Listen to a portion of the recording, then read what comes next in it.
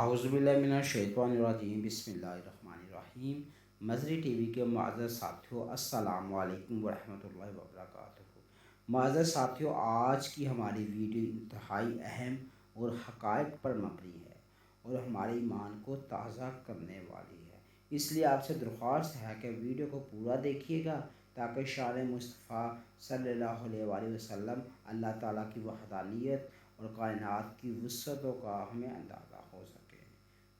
معزز ساتھیوں، آج ہم اس ویڈیو میں میراج مصطفیٰ حضرت محمد مصطفیٰ صلی اللہ علیہ وآلہ وسلم کے بارے میں بات کریں گے اور اس کے ساتھ ساتھ اس کے مراحل کے بارے میں بھی بات کریں گے اور اس کے ساتھ ساتھ سائنسی نقطہ نظر کے حوالے سے بھی میراج نبی صلی اللہ علیہ وآلہ وسلم کی بات کریں گے اور آخر میں ہم ان کے اعتراضات کے جوابات بھی دینے کی کوشش کریں گے جو کہتے ہیں کہ سرکار دو عالم صلی اللہ علیہ وآلہ وسلم کو خواب میں معراج ہوئی۔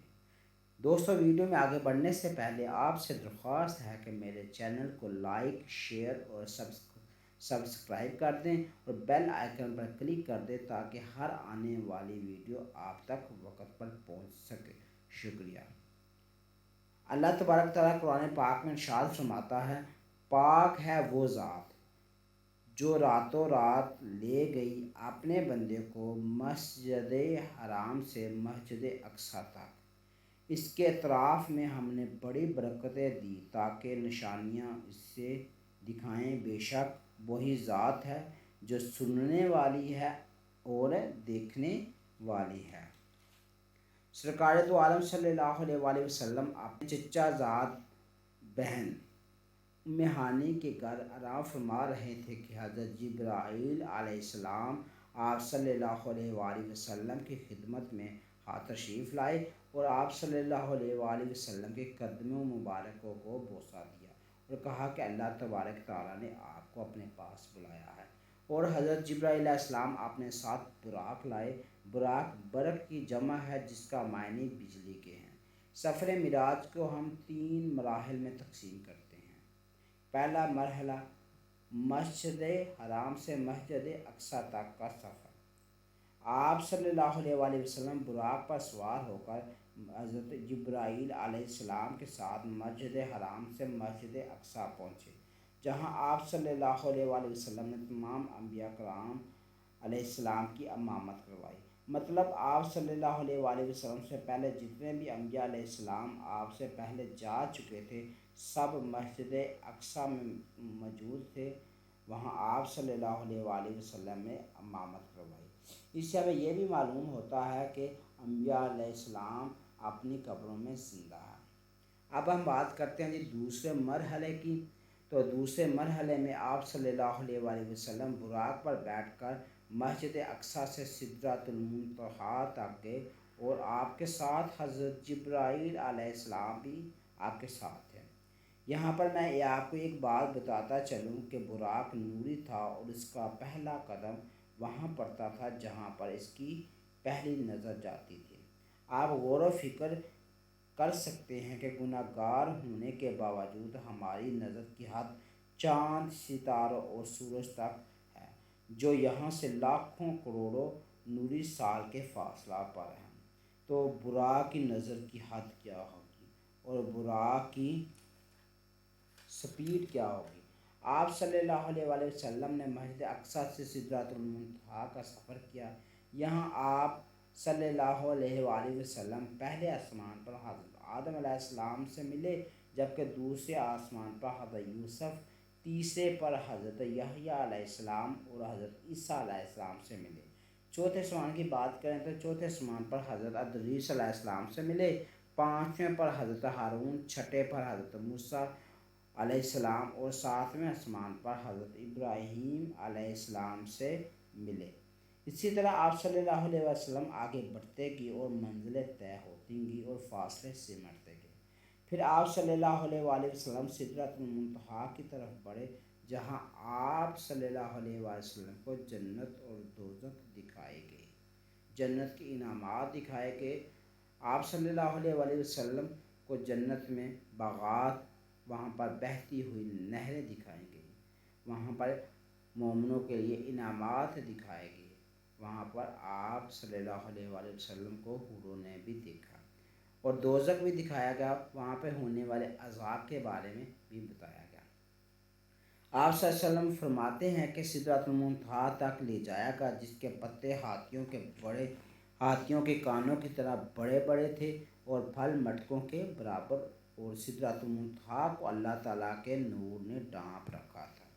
یہاں میں ایک اور بات بتاتا چلوں کہ فرشتوں نے اللہ تعالیٰ سے کہا کہ یا اللہ، جس نبی کی خاطر تم نے یہ ساری کائنات بنائی ہے، ہم اس نبی کو دیکھنا چاہتے ہیں۔ تو اللہ تعالیٰ نے فرمایا، اے میرے فرشتوں، اگر تم آپ صلی اللہ علیہ وآلہ وسلم کو، اس میرے پیارے محبوب کو دیکھنا چاہتے ہو، تو پھر جلدی جلدی سدرۃ المنتہا درخت کے اوپر بیٹھ جاؤ۔ اس طرح جتنے بھی فرشتے تھے وہ جوک در جوک درخت کی طرف بڑھنے لگے اور وہاں آ کر بیٹھ کے، تاکہ رسول خدا حضرت محمد مصطفیٰ صلی اللہ علیہ وآلہ وسلم کی زیارت کر سکیں، آپ کو دیکھ سکیں۔ اسی لیے تو کہا گیا تھا کہ سدرۃ المنتہا کو اللہ کے نور نے ڈھانپ رکھا تھا۔ یہاں دوسرا مرحلہ ختم ہوتا ہے اور تیسرا مرحلہ سدرۃ المنتہا سے آگے کا ہے۔ سدرۃ المنتہا پر پہنچ کر حضرت جبرائیل علیہ السلام فرماتے ہیں کہ یا رسول اللہ صلی اللہ علیہ وآلہ وسلم، میں یہاں سے آگے نہیں جا سکتا، اگر ذرا بھی آگے بڑھا تو میرے پر جل جائیں گے۔ پھر یہاں سے آپ صلی اللہ علیہ وآلہ وسلم بغیر براق اور بغیر حضرت جبرائیل علیہ السلام کے قدرت خدا سے لامکان کی طرف بڑھے، اور جہاں اللہ تبارک تعالیٰ سے راز و نیاز کی باتیں ہوئیں، جہاں سرکار دو عالم رحمت للعالمین صلی اللہ علیہ وآلہ وسلم نے اپنے خدا تبارک تعالیٰ کی زیارت کی۔ تیسرے مرحلے کے بارے میں آپ صلی اللہ علیہ وآلہ وسلم نے اتنا نہیں بتایا کہ کیا باتیں ہوئیں، سب صیغہ راز میں ہی ہے۔ اب ہم بات کرتے ہیں کہ براق کے سفر کرنے کی رفتار کیا تھی۔ آپ صلی اللہ علیہ وآلہ وسلم کو معراج شریف میں کتنا وقت لگا؟ اللہ تبارک تعالیٰ کی یہ کائنات کتنی بڑی ہے، اس کی کتنی وسعت ہے۔ سب سے پہلے ہم بات کرتے ہیں کہ ہماری کائنات کتنی بڑی ہے۔ زمین کی بات کریں تو یہ 13,000 کلومیٹر نوری سال کی مسافت جتنی بڑی ہے۔ اب آپ کو یہ معلوم ہونا چاہیے کہ یہ ایک نوری سال کتنا بڑا ہوتا ہے۔ روشنی ایک سال میں جتنا سفر طے کرتی ہے اس کو ایک نوری سال کہتے ہیں۔ مطلب ایک سال کے اندر روشنی جتنا سفر کرے گی، یا کوئی چیز روشنی کی رفتار سے جتنا سفر کرے گی، اسے ایک نوری سال کہتے ہیں۔ اور آپ کو یہ بھی معلوم ہونا چاہیے کہ ایک سیکنڈ میں جو روشنی ہے وہ ایک سیکنڈ میں 3,00,000 کلومیٹر پر سیکنڈ اس کی رفتار ہے، یعنی کہ 3,00,000 کلومیٹر سفر طے کرتی ہے روشنی ایک سیکنڈ میں۔ تو ایک سال میں روشنی پھر کتنا سفر طے کرتی ہوگی، اور ایک سال کو ایک نوری سال کہتے ہیں۔ جبکہ ہماری ملکی وے جس میں ہم رہتے ہیں، اس کی مسافت، یعنی کہ ہم جس ملکی وے میں رہتے ہیں، جس ہم گلیکسیز کے اندر رہتے ہیں، اس کو ملکی وے کہتے ہیں، اور اس ملکی وے کی جو مسافت ہے وہ 1,50,000 نوری سال ہے۔ یعنی کہ آپ 1,50,000 نوری سال تک روشنی کی جتنی سپیڈ کے ساتھ سفر کریں تو پھر آپ ملکی وے تک پہنچ سکتے ہیں، یا اس کو کراس کر سکتے ہیں، تب جا کر ہم اپنی ملکی وے سے باہر نکل سکتے ہیں۔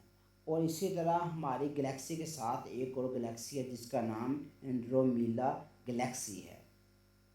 اس تک پہنچنے کے لیے تقریباً ہمیں 25 لاکھ نوری سال لائٹ کی سپیڈ سے سفر کرنا پڑے گا، تب جا کے ہم اس تک پہنچ سکتے ہیں۔ کہ 25 لاکھ نوری سال ہم سفر کریں کس کی سپیڈ کے ساتھ؟ لائٹ کی سپیڈ کے ساتھ، اور لائٹ کی سپیڈ کیا ہے؟ 3,00,000 کلومیٹر پر سیکنڈ۔ اسی طرح ہماری کائنات جس میں ہم رہتے ہیں، یہ پوری کائنات جس میں ہماری ملکی وے بھی ہے، ٹھیک ہے، دوسری گلیکسیز بھی ہیں، تو یہ 200 بلین نوری سال کی مسافت پر ہے۔ 200 بلین، آپ حساب لگا لیں، 200 ملین کتنا زیادہ، بلین کتنا زیادہ ہوتا ہے، 200 بلین نوری سال کی مسافت پر۔ مطلب اگر ہم روشنی کی رفتار سے 200 بلین نوری سال سفر کریں تب جا کر آپ نے اس کائنات کے آخری کنارے تک پہنچ سکتے ہیں۔ اور سائنسدانوں کے مطابق اس طرح کی کئی کائناتیں دنیا میں موجود ہیں۔ اور اللہ تبارک تعالیٰ کی یہ کائناتیں ہر لمحہ وسیع سے تر وسیع ہوتی جا رہی ہیں۔ اور اب ہم اس تناسب میں اگر براق کی بات کریں تو براق نوری ہے۔ اگر ہماری پہلی نظر سورج تک پہنچ سکتی ہے تو براق کی پہلی نظر کا اندازہ کیا ہوگا؟ ذرا غور و فکر کریں، روشنی کی سفر کرنے کی رفتار 3 لاکھ کلومیٹر فی سیکنڈ ہے، تو براق کی سپیڈ اربوں خربوں کلومیٹر فی سیکنڈ ہوگی۔ تو آپ خود اندازہ لگائیں کہ پھر براق نے کتنا سفر طے کیا ہوگا۔ اور ایک اور بات، مفسرین لکھتے ہیں کہ معراج شریف کا واقعہ رونما ہونے میں ان گنت بے شمار سال لگے، لیکن فرق صرف یہ ہے کہ معراج کی رات اللہ تبارک تعالیٰ نے دنیا کا سسٹم روک دیا تھا اور دنیا کا نظام تھم گیا تھا۔ لوگ اربوں خربوں سال سوئے رہے، اور پھر جب آپ معراج شریف سے واپس آئے تو پانی بھی چل رہا تھا، بستر بھی گرم تھا، کنڈی بھی ہل رہی تھی، کیونکہ جب آپ صلی اللہ علیہ وسلم معراج شریف سے واپس تشریف لائے تو دنیا کا نظام وہاں سے ہی شروع ہو گیا جہاں جاتے وقت رکا تھا۔ اس سے آپ اندازہ لگا سکتے ہیں کہ اللہ تبارک تعالیٰ کتنا بڑا ہے اور اس کی قدرت ہر چیز کا احاطہ کیے ہوئے ہے، سب کچھ اسی کے کہنے پر چل رہا ہے۔ اور اس سے آپ حضرت محمد مصطفیٰ صلی اللہ علیہ وسلم کی شان و شوکت کا بھی اندازہ لگا سکتے ہیں۔ اب ہم بات کرتے ہیں کہ معراج نبی پر لگنے والے اعتراضات کی۔ بعض لوگ کہتے ہیں کہ حضرت محمد مصطفیٰ صلی اللہ علیہ وسلم کو معراج شریف خواب میں ہوئی، جسمانی طور پر نہیں ہوئی۔ تو اس کا جواب یہ ہے کہ اگر ہم قرآن پاک کے ترجمے کی طرف غور کریں تو اللہ تبارک تعالیٰ فرماتا ہے، پاک ہے وہ ذات جو راتوں رات لے گئی اپنے بندے کو۔ یعنی کہ اس ترجمے میں پاک ہے وہ ذات کا مطلب ہے اللہ تبارک تعالیٰ اس دنیا کے قوانین سے پاک ہے۔ اللہ تبارک تعالیٰ کو تمہارے قوانین کی پرواہ نہیں ہے، نہ ضرورت ہے۔ یہ کہ خلا میں کوئی نہیں جا سکتا، آکسیجن نہیں ہوتی، انسان اتنی سپیڈ سے سفر نہیں کر سکتا۔ اللہ تعالیٰ فرماتا ہے کہ میں تمہاری ان تمام قوانین سے پاک ہوں، کہ اللہ تعالیٰ کے اوپر یہ قوانین لاگو نہیں ہوتے، یہ تو انسانوں کے اوپر ہوتے ہیں۔ جبکہ اللہ تعالیٰ خود فرماتا ہے میں لے کے گیا ہوں، جبکہ اللہ تعالیٰ خود فرماتا ہے کہ میں خود اپنے بندے کو لے کے گیا ہوں۔ جب اللہ تبارک تعالیٰ خود کہتا ہے کہ میں لے کر گیا ہوں تو پھر اعتراضات تو بنتا ہی نہیں، کیونکہ لے کر جانے والا کون ہے؟ اللہ تبارک تعالیٰ۔